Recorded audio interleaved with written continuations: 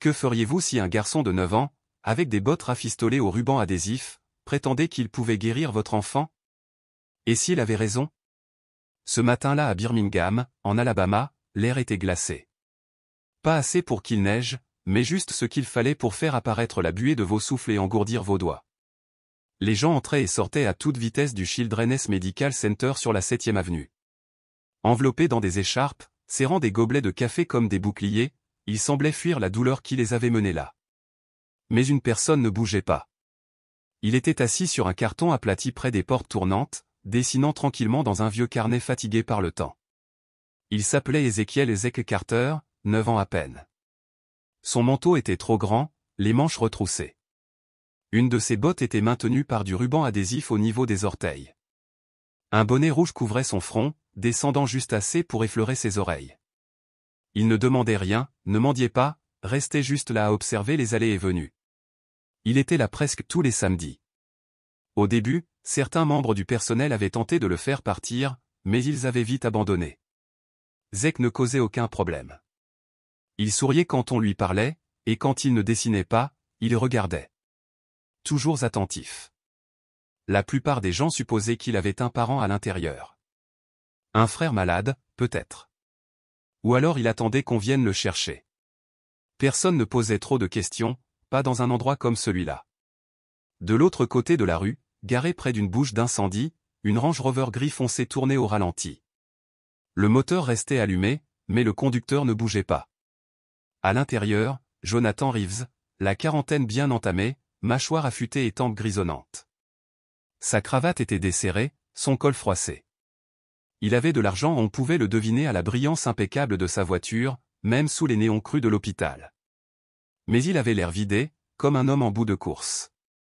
Sur la banquette arrière, dans un siège rehausseur, sa fille Isa, 6 ans, les cheveux bruns bouclés glissés derrière une oreille, les jambes enfouies sous une couverture rose.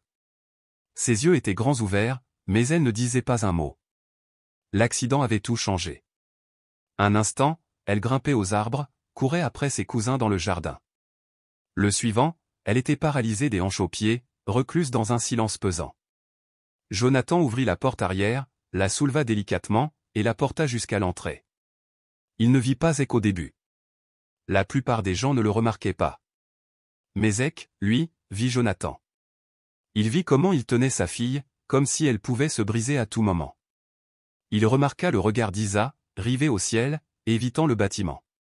Zek observa plus longtemps que d'habitude. Puis, juste avant qu'il ne passe devant lui, il se leva et lança. « Monsieur, je peux faire marcher votre fille. » Jonathan s'arrêta net. Pas parce qu'il était offensé ou perplexe, mais à cause de la façon dont ces mots avaient été prononcés. Ni comme une blague, ni comme une promesse vide, mais avec une simplicité sérieuse, douce et assurée, comme si Zek y croyait vraiment. Jonathan se retourna, les yeux plissés. « Qu'est-ce que tu viens de dire ?» Zek ne recula pas. Il s'avança, carnet sous le bras. « J'ai dit que je peux l'aider à marcher. » Jonathan le fixa, resserrant son étreinte sur Isa. « Ce n'est pas drôle, gamin. » « Je ne plaisante pas. » La voix de Zek était posée, sans tremblement. Aucun sourire, juste ce ton calme et une maturité étrange dans un si petit corps. Jonathan jeta un œil à ses vêtements, à la botte rafistolée, aux lunettes cassées accrochées au col de son t-shirt. Ça devait être une coïncidence bizarre, ou peut-être une arnaque. Il tourna les talons et entra dans l'hôpital sans un mot de plus. Mais à l'intérieur, il ne parvenait pas à chasser cette voix. Pas remplie d'espoir, ni teintée de doute. Une voix comme une vérité. Elle s'incrusta dans son esprit, et il le savait, elle n'allait pas le lâcher de sitôt. Pendant des heures, Jonathan essaya d'oublier ce garçon. Il assista au rendez-vous d'Isa, hocha la tête devant les bilans des thérapeutes, neurologues et spécialistes. Tous employaient les mêmes expressions, gestion des attentes, chemin long, les miracles prennent du temps. Il avait tout entendu. Pourtant, les mots de Zek tournaient en boucle dans sa tête. « Je peux faire marcher votre fille. » En début d'après-midi, ils quittèrent l'hôpital. Le soleil avait percé les nuages, mais le froid restait mordant. Comme toujours, Jonathan portait Isa dans ses bras jusqu'à la voiture. Et il le vit. Zek. Toujours là, assis au même endroit, sur le même carton. Mais cette fois, il le fixait, comme s'il savait qu'il reviendrait. Jonathan hésita, regarda sa fille endormie contre son épaule. Elle était si légère. Trop légère pour une enfant de son âge. Il fit demi-tour. Toi encore. Marmonna-t-il en s'approchant. Pourquoi tu dirais un truc pareil? Tu trouves ça drôle? Zek secoua lentement la tête. Non, monsieur. Tu ne la connais même pas, s'énerva Jonathan en installant Isa dans la voiture. Tu sais pas ce qu'elle a vécu. Tu sais pas ce qu'on a vécu. Zek ne recula pas. J'ai pas besoin de la connaître pour l'aider. Jonathan se redressa. T'as 9 ans, à peine 10 peut-être. T'es juste un gamin assis dehors avec du scotch sur tes bottes. Qu'est-ce que tu pourrais bien savoir sur le fait d'aider quelqu'un comme ma fille? Zek baissa les yeux, ses doigts caressant le bord de son carnet. Ma maman aidait les gens à remarcher, dit-il tout bas. Elle était kinésithérapeute. Elle m'a appris des choses. Elle disait que le corps se souvient, même quand la mémoire oublie. Jonathan le dévisagea, le scepticisme pesant dans sa poitrine. Donc, t'as vu ta mère faire 2 étirements, et maintenant tu te crois docteur? J'ai vu ma mère faire marcher un homme après 5 ans en fauteuil, répondit Zek en relevant les yeux. Elle n'avait ni machine, ni infirmière. Juste ses mains, sa patience, et sa foi. Jonathan ouvrit la bouche, puis s'arrêta. Une infirmière passa, salua Zek d'un petit geste. Un agent d'entretien fit de même. Ils semblaient tous le connaître. Je te donnerai pas d'argent, dit Jonathan.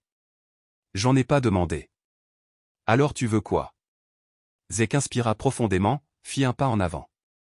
Juste 1 heure. Laissez-moi vous montrer. Jonathan regarda Isa. Elle avait ouvert les yeux et les observait en silence. Il soupira, se frotta l'arête du nez. Je devrais partir. Zek ne bougea pas. Je devrais appeler la sécurité. Le silence de l'enfant restait plus fort que tout. Jonathan finit par souffler. Très bien. Tu veux perdre ton temps? Rejoins-nous à Harrington Park demain, midi. Sois pas en retard. Zek hocha la tête. J'y serai. Jonathan monta dans son SUV, démarra et s'éloigna sans se retourner. Mais dans le rétroviseur, Zek était toujours là. Debout, les mains le long du corps, le visage impassible. Ce soir-là, après le dîner, Jonathan était dans son bureau. Des papiers éparpillés sur son bureau, mais rien n'avait de sens. Il pensait encore à ce gamin. À cette posture. Comme s'il savait. Isa passa la tête par la porte. Papa? Il se tourna. Oui, ma puce. C'était qui, ce garçon? Jonathan hésita. Juste quelqu'un qu'on a croisé devant l'hôpital. Il avait l'air d'y croire, dit-elle.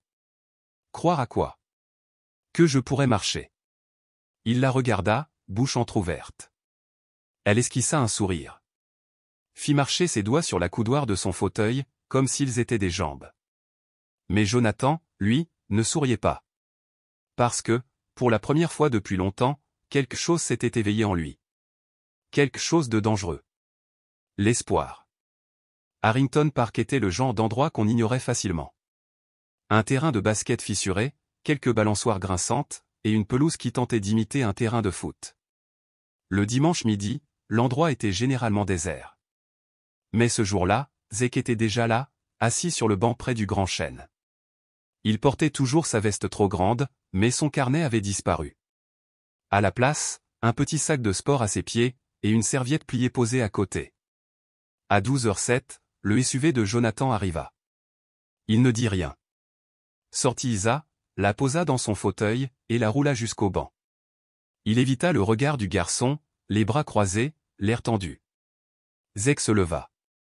Bonjour, dit-il poliment. Jonathan hocha la tête sans chaleur. Isa fit un petit signe timide. Zek lui sourit. Salut, Isa. Ses yeux s'illuminèrent un peu. Salut. Jonathan fronça les sourcils. Comment tu connais son nom? Vous l'avez dit hier, répondit Zek. Je retiens les choses. Jonathan ne répondit pas. Il désigna la serviette. Et maintenant? Tu nous fais voler sur un tapis magique? Zek ignora la remarque. Non, monsieur. Juste les bases. Il ouvrit son sac et sortit une paire de chaussettes, une balle de tennis, un petit pot de beurre de cacao, et une boîte en plastique contenant ce qui semblait être du riz chaud enveloppé dans un tissu. Jonathan plissa les yeux. C'est quoi, tout ça? Des trucs que ma maman utilisait. Le riz, c'est pour chauffer. Ça détend les muscles tendus. La balle, c'est pour les points de pression. Jonathan croisa de nouveau les bras. Zek se tourna vers Isa. Si tu veux bien, je peux travailler un peu avec tes jambes? Rien ne fera mal. Je te le promets. Et si quelque chose te gêne, tu dis juste stop. Isa leva les yeux vers son père. Il soupira. Tu peux essayer. Mais sois prudent. Zek s'agenouilla près de son fauteuil. Il déplia doucement la couverture, puis posa le sachet de riz tiède sur ses cuisses. Isa sursauta légèrement. Trop chaud, demanda-t-il. Elle secoua la tête. Non. C'est agréable. Zek hocha la tête et attendit. Après quelques minutes, il commença à bouger doucement les jambes d'Isla. Pas de geste brusque, pas de pression. Juste de petites rotations, de gauche à droite, de haut en bas. Jonathan observait attentivement, prêt à intervenir au moindre problème. Mais rien ne se passa mal. Tu as déjà fait ça avant, demanda-t-il, méfiant. Zek ne leva même pas les yeux. Ma maman m'emmenait dans des centres d'accueil après l'école. Elle aidait les anciens combattants, ceux qui n'avaient pas les moyens d'avoir une thérapie. Elle disait, tout le monde mérite de se sentir humain à nouveau. Moi, je portais son sac.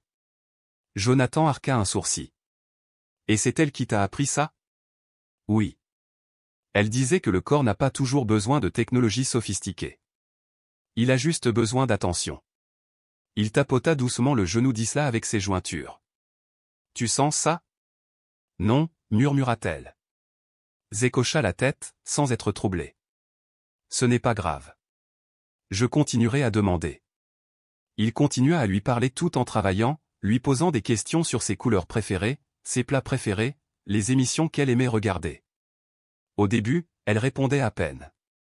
Puis, peu à peu, elle commença à lui poser des questions à son tour.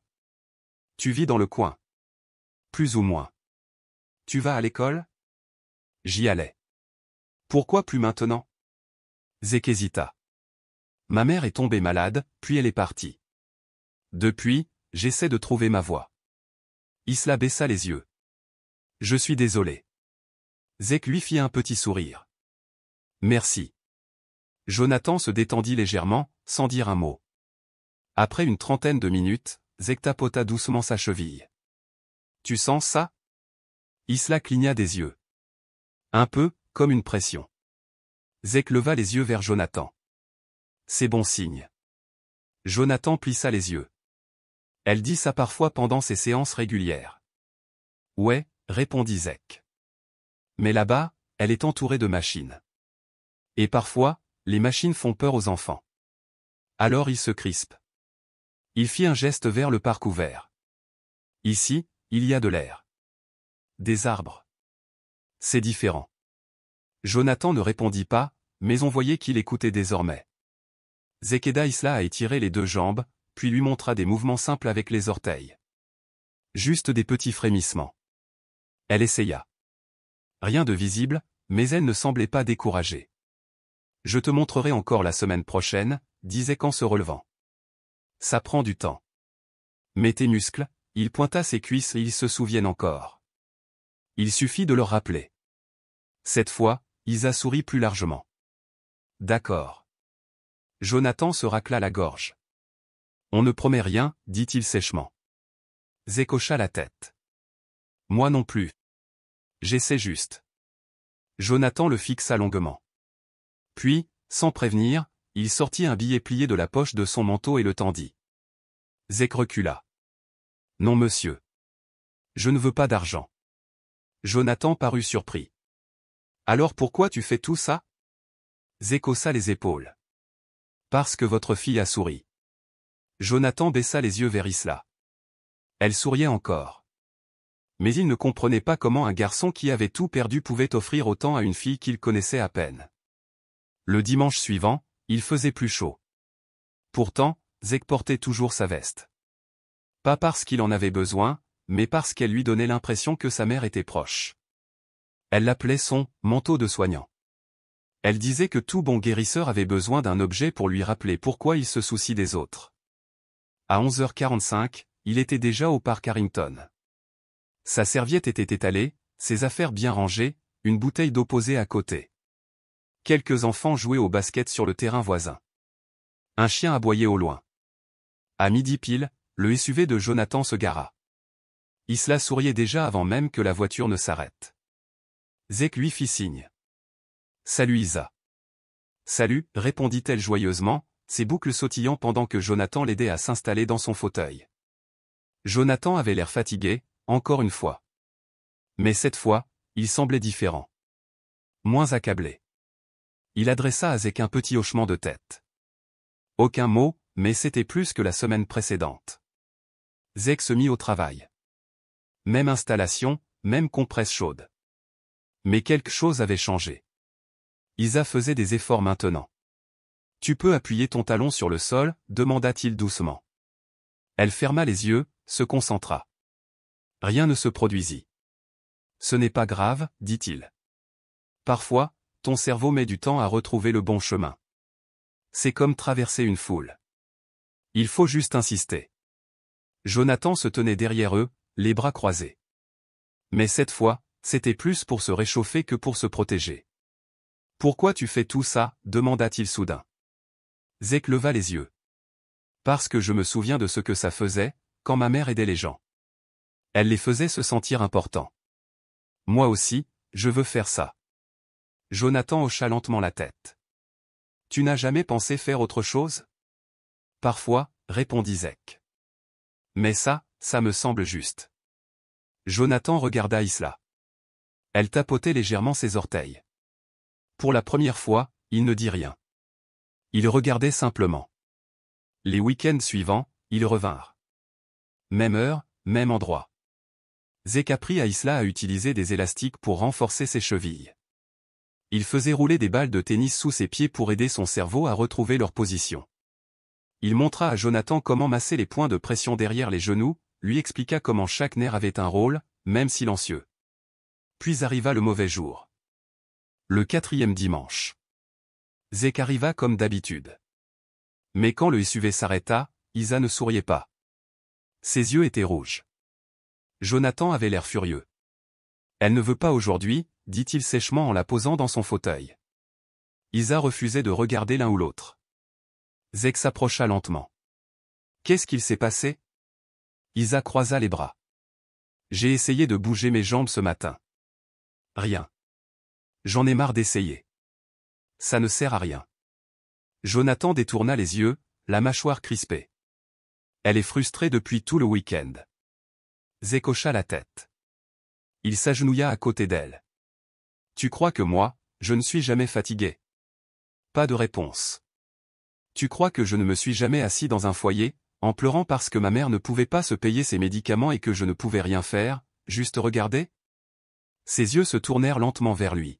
« T'as le droit d'être en colère. Moi aussi, je le suis parfois. Mais si tu abandonnes maintenant, la partie de toi qui veut marcher pourrait t'abandonner aussi. » Elle fixait le sol. « Je ne veux pas que tu lâches, » murmura-t-il. « Parce que moi, je ne l'ai pas fait. » Silence. Puis Isla murmura. « J'ai peur. » Jonathan se retourna. C'était la première fois qu'elle le disait à voix haute. Zek se pencha un peu plus. « Moi aussi. Mais avoir peur ne veut pas dire s'arrêter. Ça veut juste dire que quelque chose de grand est tout près. » Isla s'essuya le visage. « D'accord.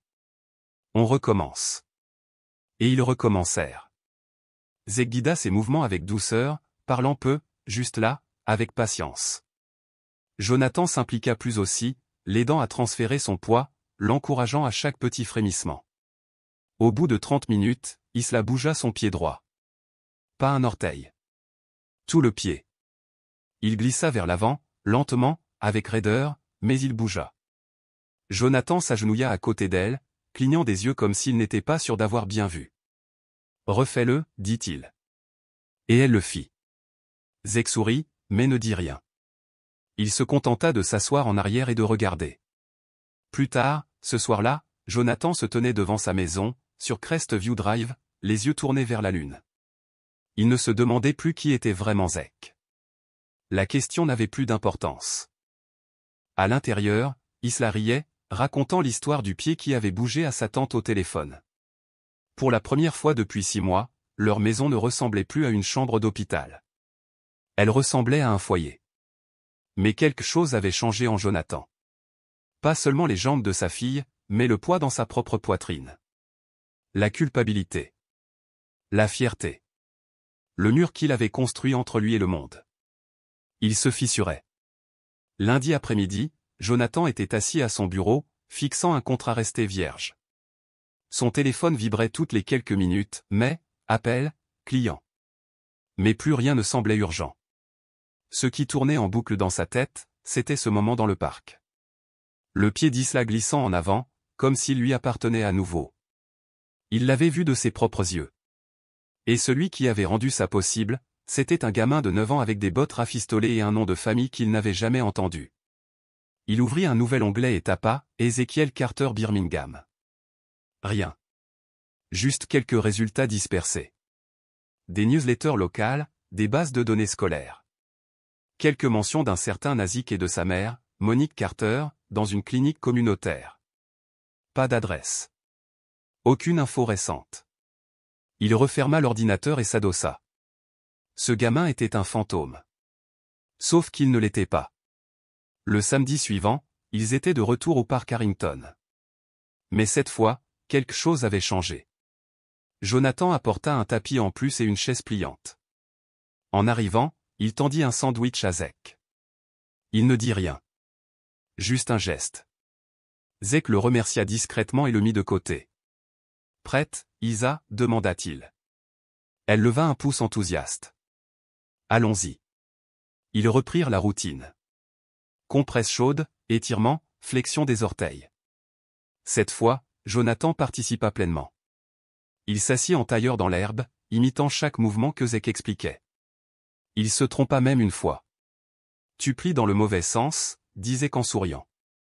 Jonathan lui lança un regard en coin. « Je ne me suis pas étiré depuis la fac. » Ils rirent. Même Isla. Après une vingtaine de minutes, Zach se pencha en avant. « D'accord, Isa. Essayons quelque chose de différent. » Il sortit une ceinture de son sac et la plaça sous ses genoux, montrant à Jonathan comment tenir chaque extrémité. Elle va essayer de lever les 2 genoux maintenant, juste un peu. On l'aide à garder l'équilibre. C'est elle qui contrôle le mouvement. Jonathan cligna des yeux. T'es sûr? Zach acquiesça. Elle est prête. Ils lui laissèrent quelques secondes. Son front se plissa, ses yeux se rétrécirent. Elle grogna doucement, puis ses genoux se soulevèrent légèrement, à peine d'1 centimètre, mais ils bougèrent. Jonathan la fixa, stupéfait. C'est toi qui as fait ça? Elle sourit. Oui, c'est moi. Il déglutit avec difficulté. Tu l'as vraiment fait. Zach hocha lentement la tête, les yeux rivés sur la ceinture. Tu vois, le corps se souvient. Il suffit d'être assez patient pour le laisser parler. Jonathan le regarda, admiratif. T'es pas comme les autres, gamin. Zach ne répondit pas. Il se contenta de guider doucement Isla vers l'étirement suivant. Après la séance, alors qu'ils rangeaient leur matériel, Jonathan s'accroupit à côté de lui. Tu vas où, après ça? Zach haussa les épaules. Un peu partout. Jonathan baissa la voix. T'as un endroit pour dormir? Zach hésita, puis murmura. Parfois. Jonathan soupira lentement, se frottant la nuque. Tu as déjà pensé à venir vivre chez nous pendant un temps? Les yeux de Zach s'agrandirent. T'es sérieux? J'ai une chambre d'amis. Tu gênerais personne. Zach baissa les yeux vers ses mains. T'es sûr que tes voisins diraient rien à propos d'un gamin comme moi? Jonathan éclata d'un petit rire. Mec, après ce que t'as fait pour ma fille, ils ont intérêt à se taire. Zach ne répondit pas tout de suite, mais Jonathan vit dans son regard que quelque chose avait changé. Le lendemain matin, Zach se tenait devant la maison de Jonathan, un sac à dos sur l'épaule, une couverture roulée sous le bras. Jonathan ouvrit la porte, en pantalon de survêtement, un mug de café à la main. Pile à l'heure, dit-il. Isa accourut dans l'entrée. Zik. Il sourit. Salut, championne. Jonathan s'écarta. Bienvenue chez toi. Les jours suivants furent calmes mais pleins de sens. Zik eut sa propre chambre, un lit moelleux, des draps propres, un petit bureau. Il ne parlait pas beaucoup, mais ne manqua jamais un étirement du matin avec Isa. Elle bougeait désormais les deux pieds, ne marchait pas encore, mais quelque chose s'enclenchait. Son cerveau cherchait ses jambes, comme s'il se souvenait du lien. Un soir, alors que Jonathan faisait la vaisselle, il s'arrêta et s'appuya sur le comptoir. Zik, tu as déjà pensé à retourner à l'école? Zek, qui dessinait à la table, leva les yeux. Parfois. Jonathan hocha la tête. T'es intelligent. Tu pourrais aller loin. Zek inclina la tête. Je veux aider les gens à remarcher, comme ma maman l'a fait. Jonathan se tourna vers lui. Alors trouvons comment y arriver. Zek esquissa un petit sourire. D'accord. Ils ne dirent pas grand-chose de plus ce soir-là. Ils n'en avaient pas besoin. Pour la première fois depuis longtemps, la maison des Reeves n'était plus silencieuse. Elle vibrait de petits bruits de vie et des pas, des rires, des crayons qui grattent le papier, et de la guérison. Tout a commencé avec une infirmière du centre médical pour enfants. Elle promenait son chien à Harrington Park un dimanche matin quand elle aperçut un visage familier, Isla. Elle ne l'avait pas vu debout, encore moins sourire ou bouger les orteils, depuis des mois. À ses côtés se tenait le même garçon silencieux qui s'asseyait chaque week-end près des portes de l'hôpital. Elle n'intervint pas, se contenta de regarder un moment à distance, puis rentra chez elle et raconta la scène à sa sœur, qui travaillait au service aux patients. Quelques jours plus tard, un kiné de l'hôpital dit à Jonathan. On m'a dit qu'Isa faisait des progrès. C'est vrai? Jonathan acquiesça. Oui. Grâce à quelqu'un qu'on n'attendait pas. La rumeur se propagea vite. La fois suivante qu'ils allèrent à Harrington Park, deux autres familles les attendaient sur le banc près du grand chêne. L'une avait un garçon avec un déambulateur. L'autre, une fille en rééducation après un AVC. Les parents avaient entendu parler du garçon qui avait aidé la fille Reeves à remuer les jambes. Zek regarda Jonathan. Jonathan le fixa aussi. Tu n'es pas obligé, dit-il doucement. Zek ajusta la sangle de son sac. J'en ai envie. Il renonça à son moment habituel avec Isa ce jour-là pour s'occuper des deux nouveaux enfants. Il montra aux parents comment utiliser les mêmes serviettes pour les étirements, comment chauffer les sachets de riz, comment encourager sans brusquer. Et il parla aux enfants, pas au-dessus d'eux. Vous n'êtes pas cassés, dit-il à l'un d'eux. Vous apprenez juste une autre façon d'être fort. Isa observa tout depuis son fauteuil, les mains croisées sur les genoux. Elle ne se plaignit pas une seule fois. Plus tard dans l'après-midi, sur le chemin du retour, elle dit « J'aime bien le regarder aider les gens. » Jonathan la regarda dans le rétroviseur. « Ouais. Moi aussi. Ça me donne l'impression de faire partie de quelque chose de beau. » Il sourit. Le week-end suivant, 5 familles vinrent. Puis 11. Un pasteur local apporta des chaises pliantes. Un petit resto déposa des bagels et du café. Quelqu'un imprima des flyers, cours de mouvement gratuit le dimanche à midi, Harrington Park. Le nom de Zek n'y figurait pas, mais tout le monde savait. Une journaliste locale arriva avec une caméra et un carnet. Jonathan prit Zek à part. Ça te va, tout ça? Zek regarda autour de lui, les familles, les enfants qui bougeaient, Akla qui riait avec une fille au déambulateur. Il hocha la tête. Tant qu'on parle d'eux, pas de moi. L'article fut publié en deuxième page du Birmingham Sunday Post. Un garçon de 9 ans au don rare aide des dizaines de personnes à guérir dans un parc de la ville. Son nom complet ne fut pas révélé, c'était sa condition. Mais les gens finirent par savoir. Un médecin proposa de le mentoriser. Une association offrit de financer du matériel. Quelqu'un proposa du soutien scolaire. Pour la première fois depuis la mort de sa mère, les gens ne faisaient pas que regarder Zek. Ils le voyaient. Mais Zek ne se vanta jamais. Chaque dimanche, il étalait la serviette comme d'habitude. Toujours les mêmes bottes rafistolées au scotch. Toujours un mot pour Isa avant de s'occuper des autres. Le parc, autrefois silencieux et douloureux, était devenu un lieu de mouvement. Et un garçon sans foyer était devenu le cœur de quelque chose de plus grand que lui. 9 dimanches s'étaient écoulés. 9 dimanches de serviettes sur l'herbe, de genoux qui montent, de petites victoires partagées avec des inconnus devenus presque une famille. Mais ce dimanche-là, quelque chose était différent. Zek le sentit avant même d'arriver au parc. L'air était plus doux. Les arbres semblaient danser plus lentement. Même Isa, à l'arrière, était silencieuse. Concentrée. Comme si elle se préparait. À leur arrivée, une petite foule était déjà là. Rien de bruyant. Juste des familles installant des chaises, des kinés à genoux devant des enfants, des parents pleins d'espoir. Et au centre de tout ça, toujours ce même banc usé sous le chêne. Zek ne dit rien. Il déplia la serviette, regarda Isa. Prête? Elle hocha la tête. Pas de sourire. Juste ce regard. Sérieux. Déterminé. Jonathan l'amena au centre du tapis. Zek s'agenouilla devant elle. Comme d'habitude. On t'aide à te lever. Tu fais le reste. Jonathan se plaça derrière elle, les mains sous ses bras. Zek guida ses jambes en douceur. D'accord. À 3. Elle ferma les yeux. 1, 2, 3.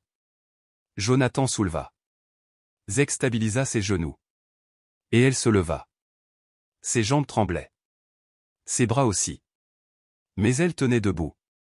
Toute seule. Le silence tomba. Des enfants laissèrent échapper un souffle. Une mère se couvrit la bouche de la main. Isa ouvrit les yeux lentement et sourit. Je suis debout. Zek cligna des yeux pour retenir quelque chose. Oui, tu le es. Jonathan resta figé un instant, le souffle coupé. Puis il lâcha prise. Elle restait debout. Il recula, tremblant. Elle le fait. Zek recula aussi, un peu. Elle le fait depuis un moment. Isa fit un pas, tremblant. Puis un autre. Et parce qu'elle avait 6 ans, du courage, et aucune peur, elle en fit un troisième. Seule. Avant de tomber dans les bras de son père. Il la rattrapa en riant, en pleurant, les mains tremblantes. Tu l'as fait, souffla-t-il. Tu l'as vraiment fait. Isa se tourna vers Zek. Tu m'avais dit que je pouvais. Il lui sourit. Je t'avais dit qu'on essaierait. Ce jour-là, personne ne quitta le parc en vitesse. Les gens restèrent. Parlèrent. S'embrassèrent. Certains prièrent. Zek s'assit sur le banc, observant tout. Silencieux. Comme toujours. Plus tard, ce soir-là, Jonathan était dans la cuisine pendant que Zek versait des céréales dans un bol.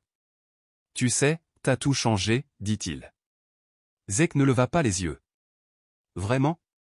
Jonathan s'approcha, posa une main sur son épaule. Ma fille a marché aujourd'hui. Pas grâce à un hôpital, ni à un médicament miracle. Mais parce qu'un gamin qui n'avait rien a choisi de revenir. Encore et encore. Même quand personne ne le lui demandait. Zek hocha la tête. C'est ce que ma maman aurait fait. La gorge de Jonathan se serra. J'aimerais qu'elle ait vu ça. Elle a vu, répondit Zek doucement. Je crois qu'elle voit tout. Jonathan essuya ses yeux. Zek. Je vais changer beaucoup de vies. Zek leva les yeux vers lui. J'ai déjà commencé. Il existe des gens dans ce monde qui n'ont peut-être pas de grands diplômes, ni de CV brillant, ni un passé parfait. Mais ils portent quelque chose de bien plus précieux, un cœur, du courage, et une raison de continuer à venir. Encore et encore. Parfois, ce sont les plus brisés qui détiennent les outils pour aider les autres à guérir. Si cette histoire vous a touché, ne la gardez pas pour vous. Partagez-la. Et si vous connaissez un enfant comme Zek ou une fille comme Isa, dites-leur ceci. Tu comptes. On a besoin de toi.